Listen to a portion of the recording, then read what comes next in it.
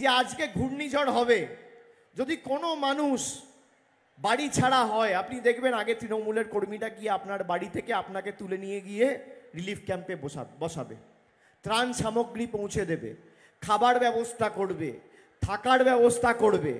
আপনি দুয়ারে সরকারে যখন লাইনে দাঁড়িয়েছেন, একটা ফর্ম ফিল আপ করতে গিয়ে কোনোদিন বিজেপির নেতা কর্মীদের পাননি, তৃণমূলের কর্মী সমর্থকরা আপনাদের পাশে দাঁড়িয়েছে। আনন্দে তৃণমূলকে আপনি পাননি, কিন্তু আপনার দুঃখে আর বিপদে তৃণমূল কংগ্রেস ছিল, আছে, আর থাকবে, ব্যতিক্রম হবে না। আমি বাদুড়িয়া সহ আজকের সভা থেকে হিঙ্গলগঞ্জ, সন্দেশখালী সহ ঝড়ের প্রভাব যেখানে যেখানে পড়বে, আমরা দক্ষিণ 24 পরগনা ইতিমধ্যে ব্যবস্থা করে ফেলেছি।